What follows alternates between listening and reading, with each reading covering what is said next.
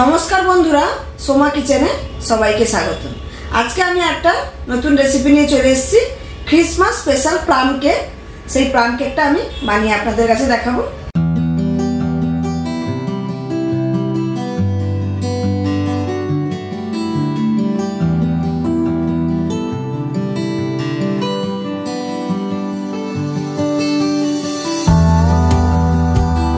তো চলুন কি করে আমি প্লাম কেকটা বানাই দেখে নেওয়া যাক। তাহলে বন্ধুরা, আমি এখানে প্লাম কেকটা বানানোর জন্য প্রথমে যেটা করে নেব, এইখানে আমি যে ড্রাই ফ্রুটসগুলো নিয়েছি, দু রকমের কিশমিশ নিয়েছি, কালো কিশমিশ আর সাদা কিশমিশ যেটা নিয়েছি, আর এখানে আমি টুটি ফুটি নিয়েছি।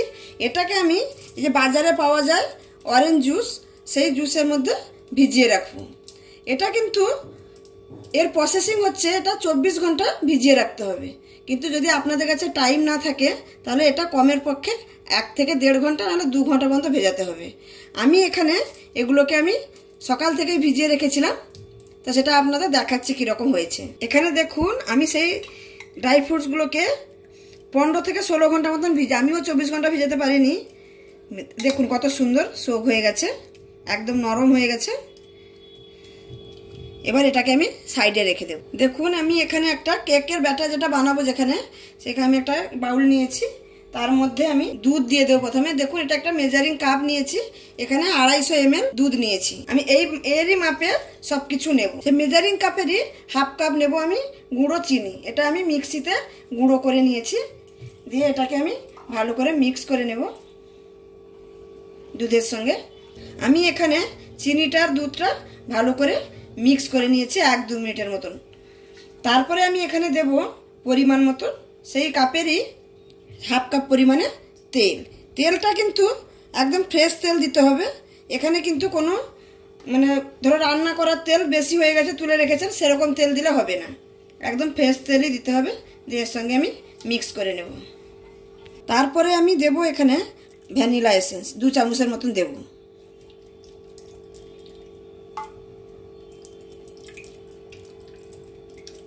দিয়ে এটাকেও এর সঙ্গে ভালো করে মিক্স করে নেব। আমি এখানে ভ্যানিলা এসেন্সটাও মিক্স করে নিয়েছি। এরপরে দেব আমি এখানে ময়দা। ময়দাটা আমি এখানে সেই মেজারিং কাপেরই 2 কাপ দেব, 1 কাপ 2 কাপ দিয়ে ভালো করে এটাকে মিক্স করে নেব। এমনভাবে মিক্স করতে হবে যেন কোনো ডেলা না পাকিয়ে যায়। এখানে আমি সুন্দর করে ময়দাটাকে মাখিয়ে নিয়েছি। এবার আমি এখানে একটু সামান্য পরিমাণে, আধা কাপের থেকেও কম, আমি একটু গুঁড়ো দুধ দিয়ে দিচ্ছি। দুধটা দেওয়ার কারণে কি হবে, কেকটা খেতে খুবই টেস্টি লাগবে। এটাকেও আমি সুন্দর করে এর সঙ্গে মিক্স করে নেব। আমার গুঁড়ো দুধটাও সুন্দর করে মাখিয়ে নিয়েছি। এখন দেখে মনে হচ্ছে ব্যাটারটা কিন্তু শক্ত, কিন্তু পরে আরও অনেক কিছু পড়বে, তখন ঠিক হয়ে যাবে। এবার আমি এখানে দেব যে দারচিনি পাউডার। সে পাউডার একটু আপনারা চাইলে একটু এলাচের পাউডার বা জায়ফলের পাউডারও দিতে পারেন। আমি এখানে একটু দারচিনি পাউডার দিলাম, আর পরিমাণ মতো লবণ। লবণটা দিলে মিষ্টি সব কিছু একটু ব্যালেন্স হয়ে যাবে। আপনারা অবশ্যই লবণ একটু মনে করে দেবেন। দিয়ে এটাকেও আমি সুন্দর করে মাখিয়ে এক সাইডে রেখে দেবো। তারপরে স্টেপ আমি করে দেখাচ্ছি। আমি এখানে কিছু ড্রাই ফ্রুটস নিয়েছি। দেখুন, কাজু নিয়েছি, পেস্তা নিয়েছি, আলমন্ডস নিয়েছি, আর আখরোট নিয়েছি। এগুলোকে ভালো করে আমি কুচিয়ে নেব।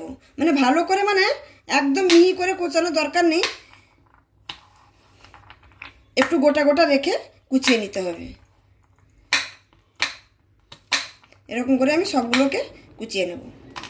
দেখুন, আমি এখানে ড্রাই ফ্রুটসগুলোকে রাফলি একদম কেটে নিয়েছি, না একদম ছোট না একদম বড়, এরকম করে কেটে নিয়েছি। এখানে দেখুন, আমি ব্যাটারটা আবার নিয়ে নিয়েছি। এবার আমি কি করব, যে ড্রাই ফ্রুটসগুলো কেটে রেখেছিলাম সেটা দিয়ে দেব।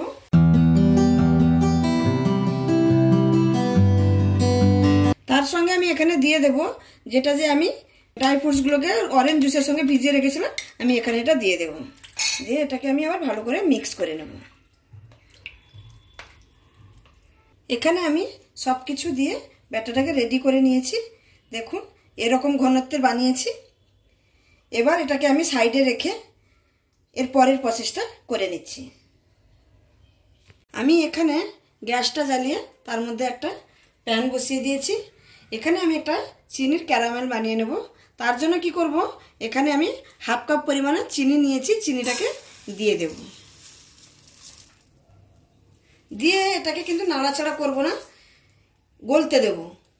5 মিনিটের মতন অপেক্ষা করব। দেখুন আমার চিনিটা এখানে গলতে শুরু করেছে। এবার আমি আস্তে আস্তে এটাকে নাড়াতে থাকবো। আর এখানে কিন্তু আমি যেই গলাটা শুরু হয়েছে, গ্যাসের ফ্লেমটাকে কমিয়ে দিতে হবে।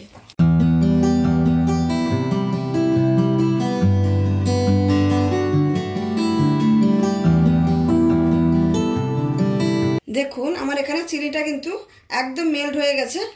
এখানে কিন্তু অনবরত নাড়তে হবে। আর এই ক্যারামেলটা এখানে কিন্তু এমনি পারফেক্ট হয়েছে, কিন্তু কেকের জন্য, যেটা আমি প্লাম কেক বানাচ্ছি, তার জন্য আরেকটু গাঢ় করতে হবে, কালারটাকে আরেকটু বেশি করে। এখানে দেখুন চিনির কালারটা একদম পারফেক্ট কালার এসছে, এটা কিন্তু পারফেক্ট হয়ে গেছে। এবার আমি এটা গ্যাসটাকে এখানে বন্ধ করে দেব। অবশ্যই এখানে গ্যাসটা বন্ধ করবেন। বন্ধ করার পরে তারপরে কিন্তু এখানে অল্প পরিমাণে একটু জল দেবেন।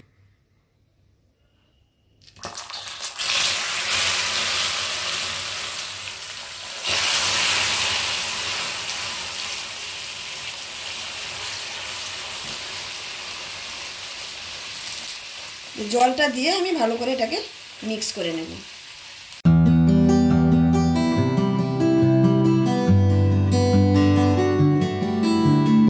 দেখুন কত সুন্দর একটা কালার চলে এসছে।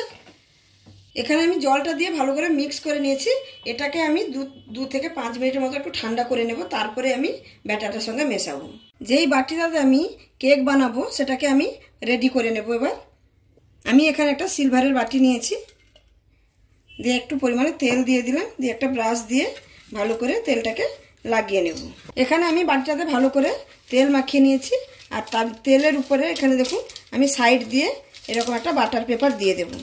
সাইডগুলোতে আমি এর সাইজ করে কেটে নিয়েছি। এরকম করে প্রথমে তেলটা দেওয়ার কারণে এটা চিপকে যাবে।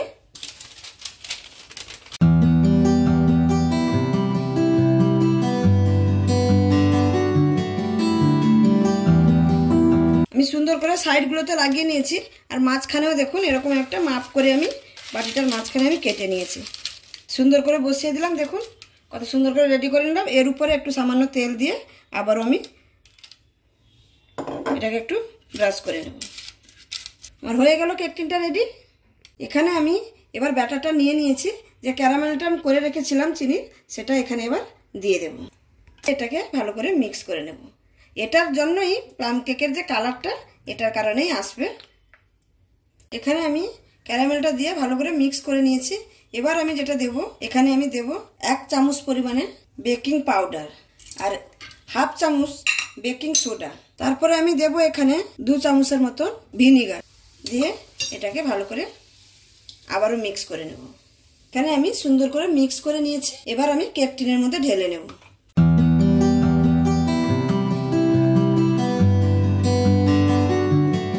ঢেলে নিয়েছি।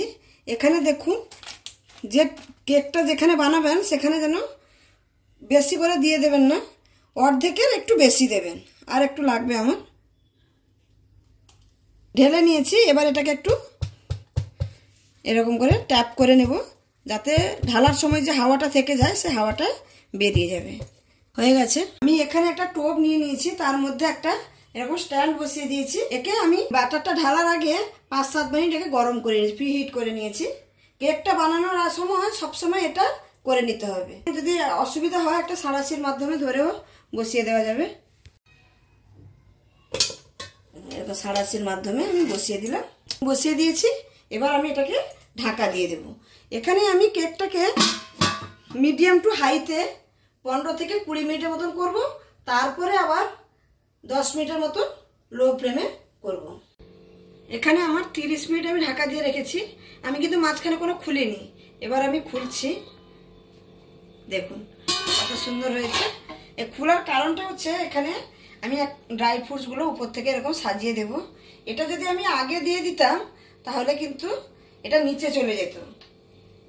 আর যখন আপনারা মাইক্রো ওভেনে বেক করবেন না, তখন প্রথম থেকে দিয়ে দেবেন, সেখানে কিছু হবে না। কিন্তু গ্যাসে ওভেনে যখন বেক করছি, এটাকে পরে দিতে হবে। মাঝখানে এরকম খুলে এরকম করে সাজিয়ে নিতে হবে।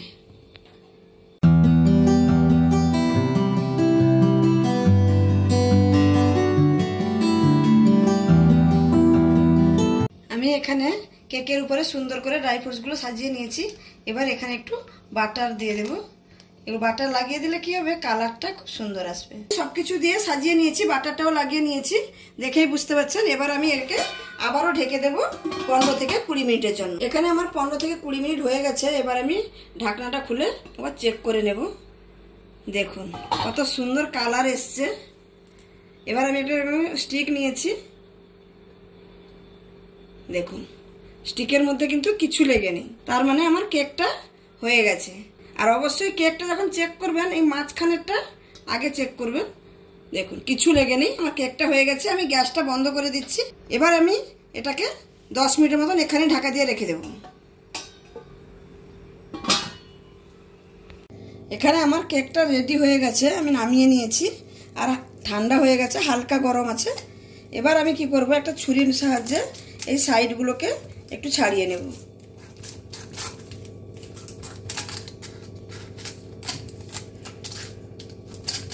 দেখুন ছাড়িয়ে নিয়েছি। এবার এরকম একটা প্লেট নেব, প্লেটটাকে এরকম উল্টে নেব। উল্টে নিয়েছি দেখুন। এবার অটোমেটিকই উঠে এসে দেখুন, যেহেতু আমার বাটার পেপারটা এখানে দেওয়া ছিল সেই জন্য। আর নিচে দেখে নিশ্চয়ই বুঝতে পারছেন আমার কেকটা কোথা থেকেও জ্বলে যায়নি বা পুড়ে যায়নি। দেখুন কত সুন্দর হয়েছে, দেখুন কালারটা। এবার আমি এই পেপারগুলোকে তুলে নেব।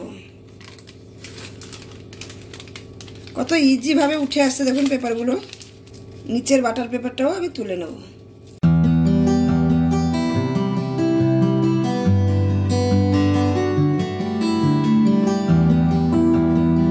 দেখুন কত সুন্দর কালার এসছে। এবার আমি আবার একটা প্লেট দিয়ে এটাকে উল্টে নেব।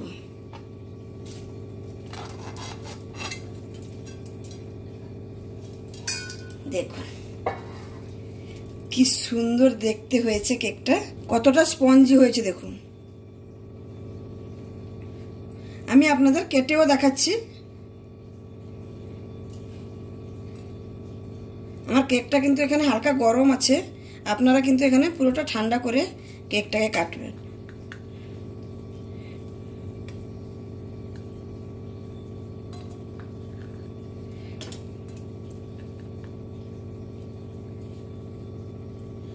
দেখুন কি সুন্দর হয়েছে, দেখুন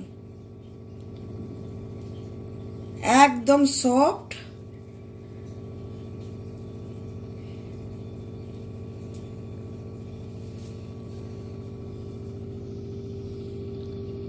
তাহলে বন্ধুরা আপনারা দেখলেন আমি কেকটা কীরকম করে বানালাম। আমি যেরকম করে বানিয়েছি প্রত্যেকটা স্টেপ যদি সেরকম করা যায় এরকম পারফেক্ট কেক তৈরি হবে। তাহলে একবার 25শে ডিসেম্বর আসছে সামনেই, এরকম কেক বাড়িতে বানিয়ে ফেলুন আর দেখবেন সবাই কত আনন্দ হয়ে খাবে। তাহলে আমি আজকে এখানেই শেষ করছি। আবার অন্য কোনো রেসিপি নিয়ে অন্য কোনো ভিডিও নিয়ে আবার উপস্থিত হব। আপনারা সবাই ভালো থাকবেন, সুস্থ থাকবেন, সাবধানে থাকবেন। ধন্যবাদ।